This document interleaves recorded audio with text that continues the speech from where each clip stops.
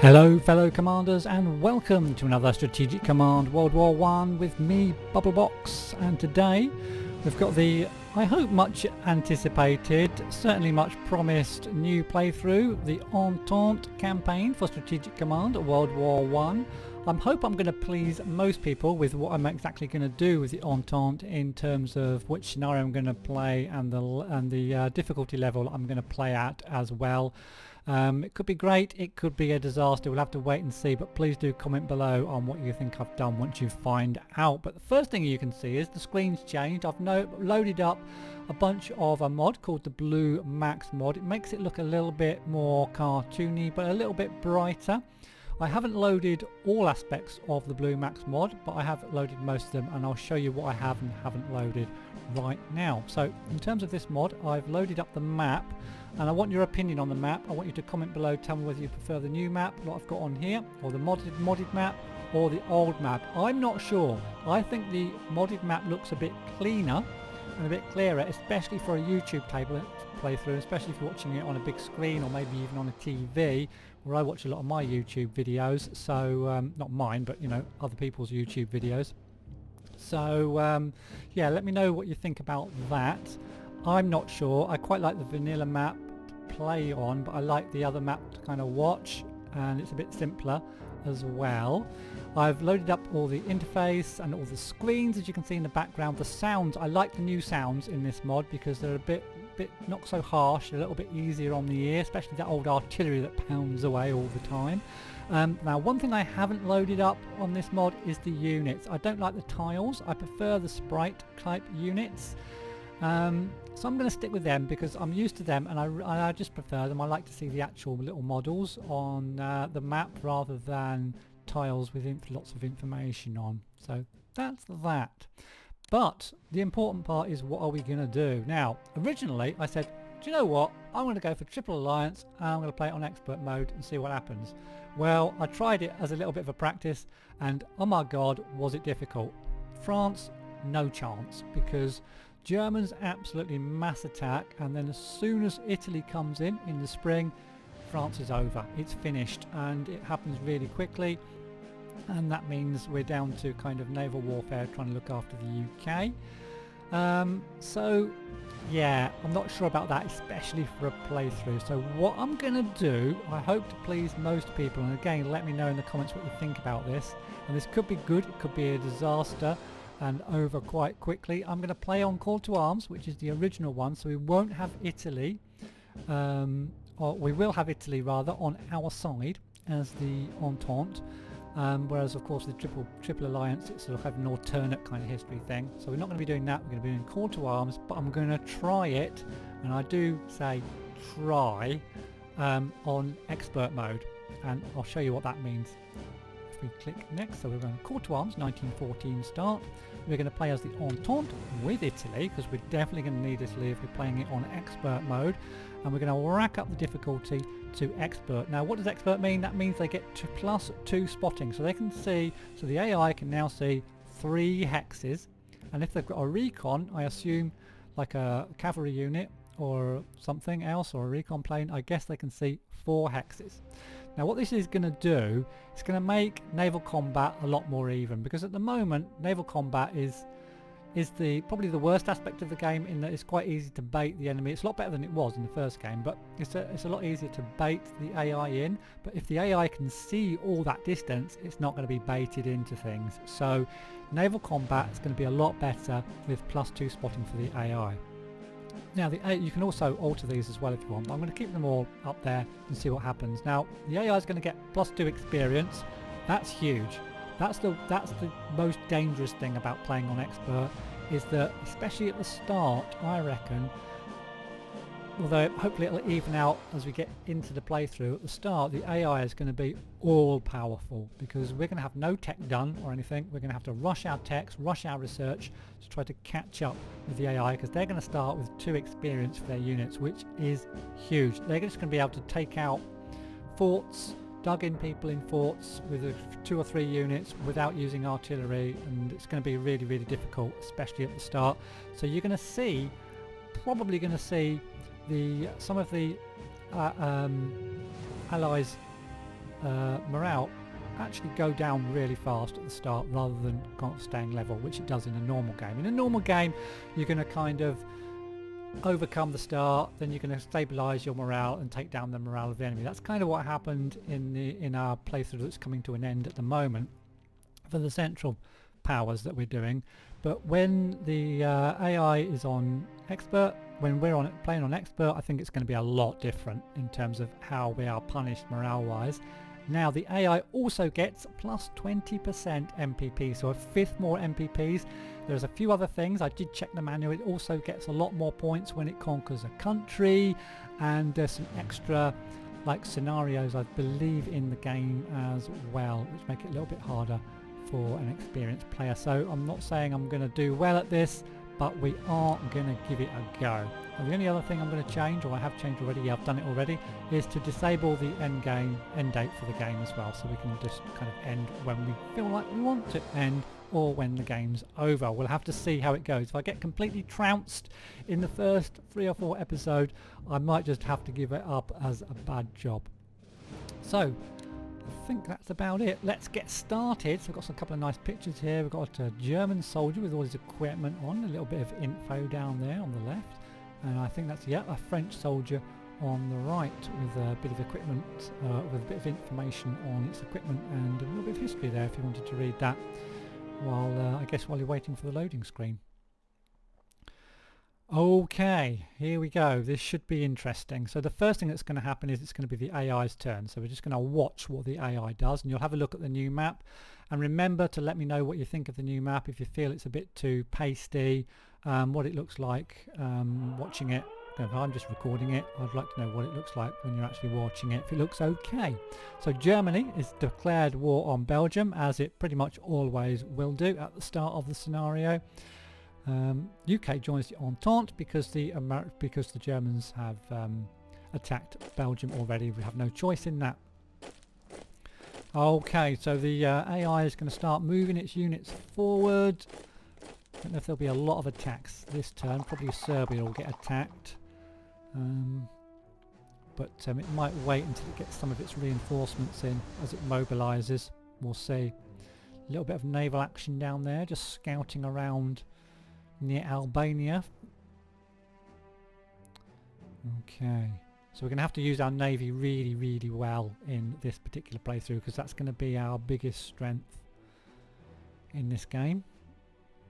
And France, well, we'll have to wait and see what happens, but France is probably just going to have to hang on by its fingertips, if at all. So Liège is immediately under attack, takes a walloping wallop there. 2 shots, Liège down.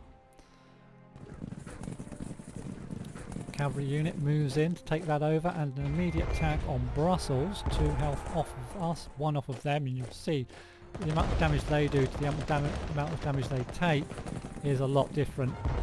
Brussels down to 2 health already. Didn't quite take it out, which is good. And the French under attack in the south as well. That corps already down to 5 health. Hopefully they won't be able to take too many units out early on. It's just we've got to just look after our units as best we can, so that we can kind of formulate a decent front line once the rush is over. Belgrade's under attack immediately as well. Now, will Belgrade survive? I hope it does. It's already down to 4 and its morale's down really a long way as well. So it's not looking good for Belgrade.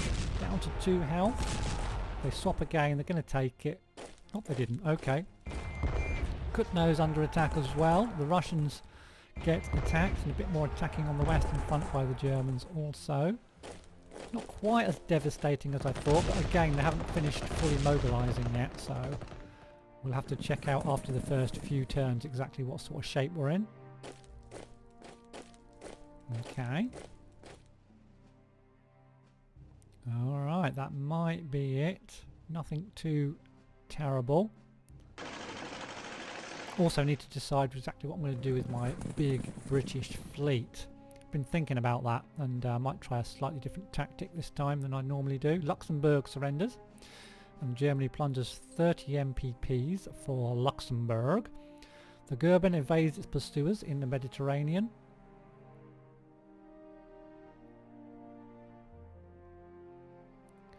And it looks like Austria's bringing a few extra units to bear on Serbia. Russian mobilization continues. A few extra units for us up there. Oh, over there in Russia.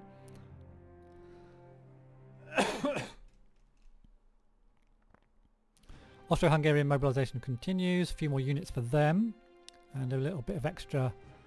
A few extra factories for the French. UK starts sending supplies to Russia. Yeah, we need to sort out the convoy routes as well right at the start before we forget. Before I forget.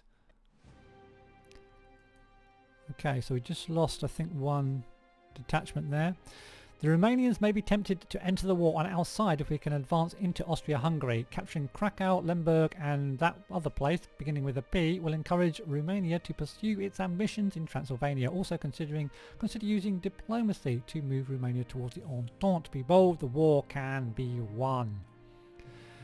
Serbia is not a wealthy country, but it has an experienced army that with our assistance should be able to tie up significant enemy forces. It is therefore recommended that we consider sending supplies by sea to the Serbs. Okay, so we'll check out the convoy maps very, very shortly. Yeah, that's about checking out the convoy maps to aid Serbia. I'll show you that in a second. So immediate priorities are to assist the French in defending their homeland from invasion. That's going to be really difficult. The Royal Navy can launch blockades to cut off German food imports from many neutrals. This will reduce their national morale, but be warned that it will annoy the USA at the same time, from time to time. Place naval units on merchant ship icons. Yep, we know all that, I think, from the last one. Note, the more ships the better, and the northern blockade from Scapaplo to Norway will be the more effective location. Okay. We can also lay naval mines. We know about that from the last playthrough.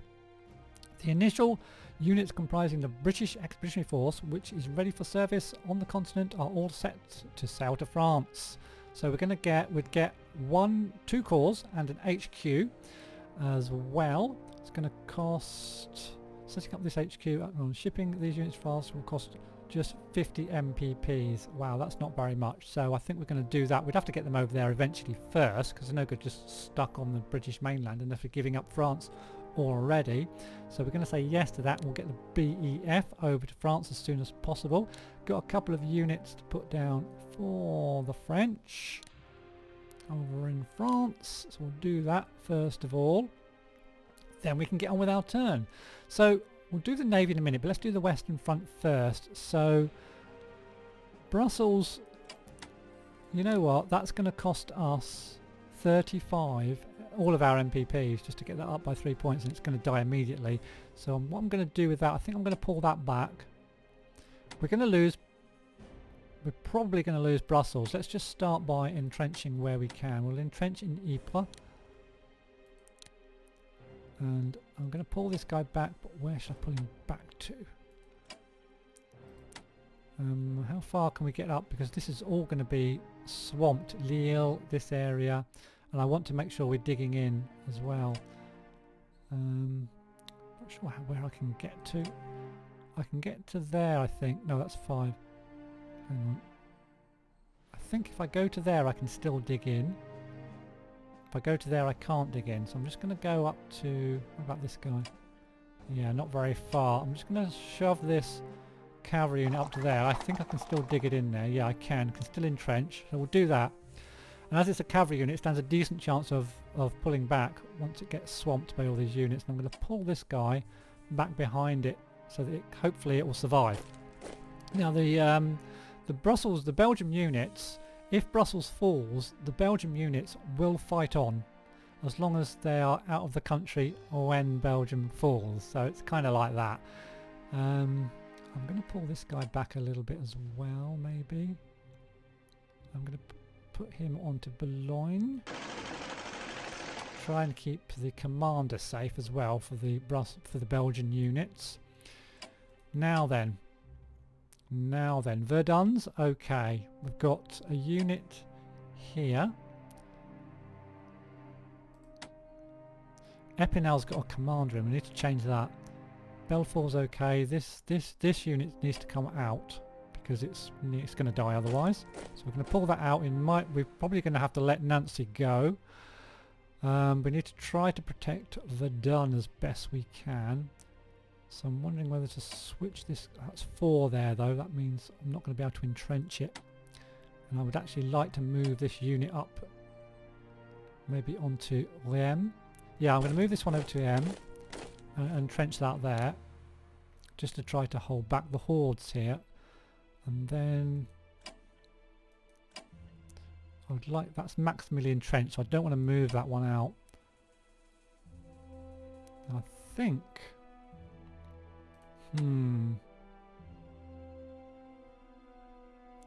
going to pull this back. I've got this one here as well. I could move that one forward. Yeah, I'm going to pull this commander back for sure. Yeah, we need to pull this commander back. I'm going to pull the commander. I'm just going to move this. Start moving this up. Pull the commander back. Alright, we need a decent unit in here. And I think it's going to be this one. Right, and then I'm going to put this guy over here and entrench him. Yeah, we'll entrench there. If we move another space, we won't be able to entrench it. So we'll entrench there. And then this one's going to pull back here. Actually, I can get this one in there, but it won't be able to entrench. I want to entrench everything if I can. So I'm going to pull this back here. He might die. He's only on 8 points, but I will be able to entrench him. This guy's going to pull back. For sure. Probably to there. And I'm going to pull this one back because these are forts. And I'll pull it back just beyond the fort. So he slips in that gap there and we'll entrench him there just to try and hold them back there.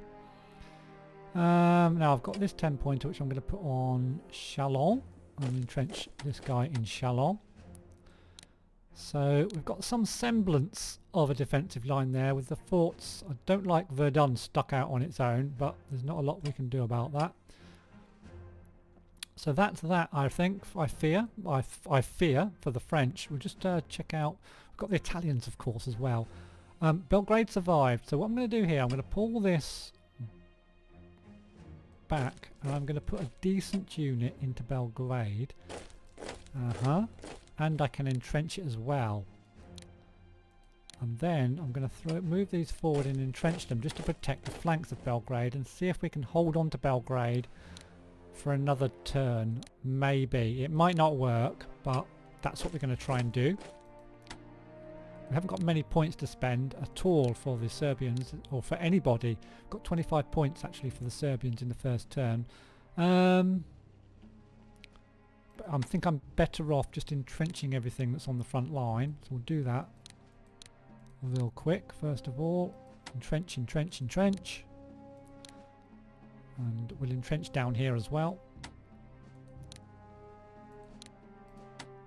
Entrench that one. What we're doing, come on. There we go. And then we'll bring this guy forward. Now then, let's just... Yeah, let's have a quick look at research for the Serbians. Because we need to trench warfare if we can. Now I'm going to get rid of industrial technology because... Yeah, we need points at the moment for the Serbians. Oh, we've got to do those convoy routes. Mustn't forget, because I want to put a point into trench warfare.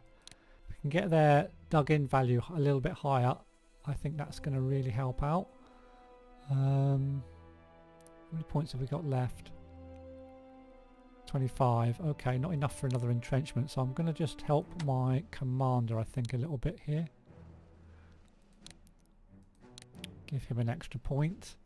And that's that, I think, for the Serbians. Now, while I remember... Oh no, let's just do these first. Let's just do the Italians. We're going to start moving this guy forward. Because the front line's going to be up here in the mountains for the Italians.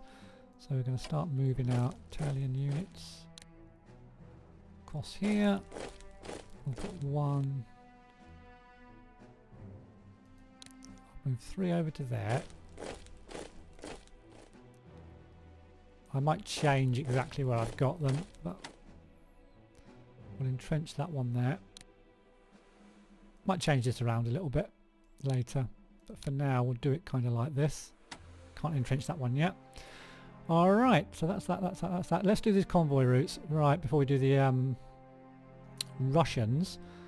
So world maps, So what we're going to do here, the British are going to be feeding the Russians to the maximum. 20% of their MPPs straight to Russia, and the Russians in turn are going to be feeding the Serbians. An extra, or 5% of Russia's input is going to go to Serbia, and then the French, who are debating whether to keep them kind of all their MPPs because they're going to need it, but we're going to feed the Serbians for a bit. 10% of France's MPPs are going to go to Serbia, because if we need to keep Serbia in the war for as long as possible to tie up those pesky Austro-Hungarians. So that's that. It's all that kind of done. We'll do the shipping in a second, but let's do these Russians. Now the Russians are the only kind of units I can really do any attacking with at the start, I think. So the only place we can really attack, I think, is over here near the oil fields. So we're going to start by attacking these cavalry units. Okay.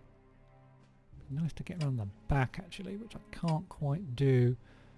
Now if we got them down to 5, we might be able to get around the back of them.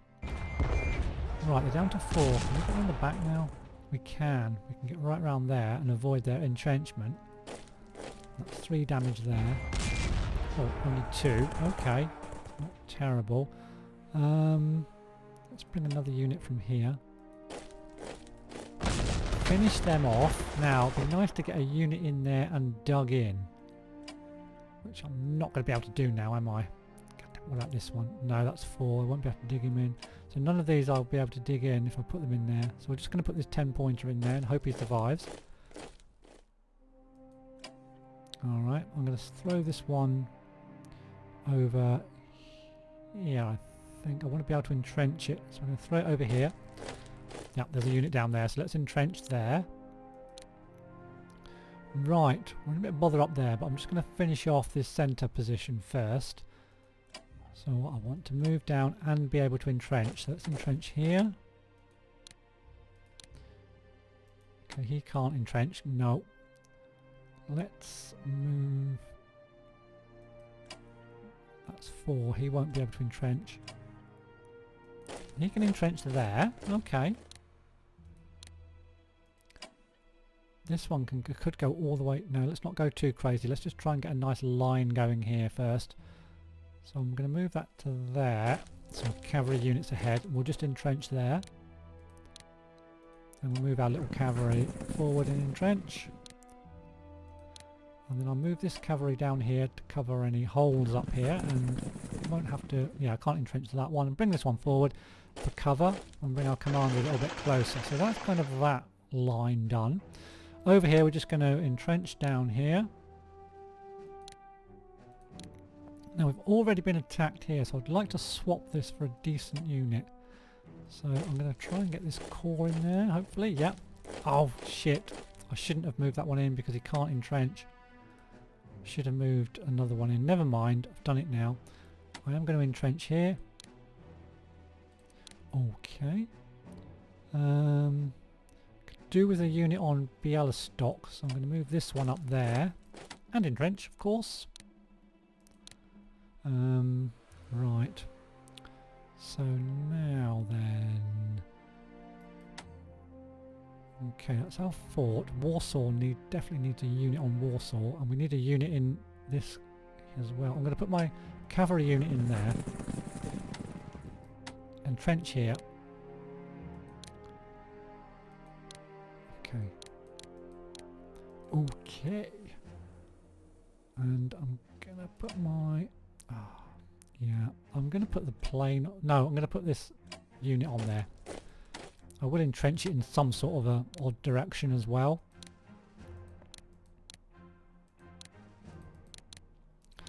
And then I'm going to put this here. Oh, a nice spot. So that's good. We know where the enemy are there. Cavalry unit and a corps down to the south. So that's all entrenched. We can just move this one a little bit to the right and entrench him to stop any gaps there. Because these first few turns are going to be all about survival. Now here, I would like to try to attack Memel.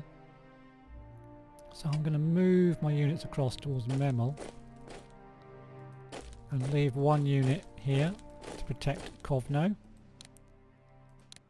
I'm going to start to use move him across as well.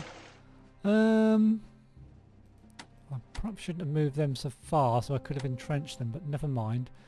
Have I got any? Yeah, I've got a couple of units up here. I'm going to start moving around. I'm not going to operate them because that costs MPPs, which I'm not prepared to spend right now. So that's about it. We've got no more Russian units. There's no Russian units but in the Caucasus just yet. There's no British units, I don't think. No British units down there in Egypt just yet. So I think it's just the shipping to do now. So we'll start with the French. Sorry, the Russians, and we're going to lay a mine. I'm going to lay the mine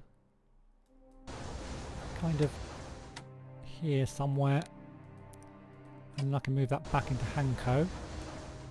And then we need somewhere for this guy. I'm going to move up to here. Ports are a little bit difficult to see in the new mod. They're there. You can see them with the anchor. It does tell you below as well. So we'll move our 10-point unit up to there. Then everyone's kind of covered. I'd like to put my 10-point cruiser at the front line. That's everyone's kind of hidden away nicely up there. Now over here we're going to blockade, and I'm also going to send a few ships down here to try to support with some naval bombardment maybe, because the Germans are certain to break through over towards Ypres, and if we can support with a bit of naval bombardment, that might do us the world of good. So I'm going to come down and protect the ships first of all with... I've got a French... There's a French destroyer. That's a French... That's a... Yeah, French destroyer here. We're going to throw that forward. Up here. I'm going to lay a mine. Here. And then I'm going to bring my British destroyer forward as well. And I'm going to throw another mine in. And these are kind of a protection more than anything else, because I'm going to bring some of my big ships down. Some of my big dreadnoughts are going to come down. And maybe try to hassle the enemy as they move forward through Belgium. We'll see. So we'll get our dreadnoughts down en masse. It's a bit of a risky strategy in case they spot me and bring their subs over. Now we've got another destroyer here, so with this destroyer I'm going to throw this one over onto here. I'm going to lay a mine here, I think. Not too close to the convoy route because that upsets the Norwegians, and I don't want to upset the Norwegians because we want them on board later. So we'll put that there and we'll leave our destroyer up there, and we'll fill the gaps with some cruisers. Yeah, I've got another destroyer here. I think I'm happy to... Actually, I might lay another mine up here. See if we can really catch out these submarines that will try to sneak through the blockade. And I'll put these other cruisers up here. Okay, now what else we got? We've got another destroyer here, which I'm going to shoot all the way up to here. That can help out with the blockade. I'm going to put it into port first so it can get resupplied because I've just cruised it. And then what else have we got? Got another French destroyer, but these are a bit under strength. So there's our semi-fleet. And I want to try to... Yeah, we'll make a bit of a fleet up over here. There we go, that's nice. Alright, I'll bring all these units forward. I'm not going to put one into the port, because if the Germans take the port, they can attack any ship in the port. I'll bring this big cruiser forward. And what shall I do with these three guys? These three French guys. We've got... I might send them... to help out up the north. Yeah, we'll send these up north. They can help out with doing some, because I'm not going to have the points to get them up to full strength anytime soon. So we're going to send them up north and they can help out with the blockading. Let's send them to port first so they can get resupplied on the way up.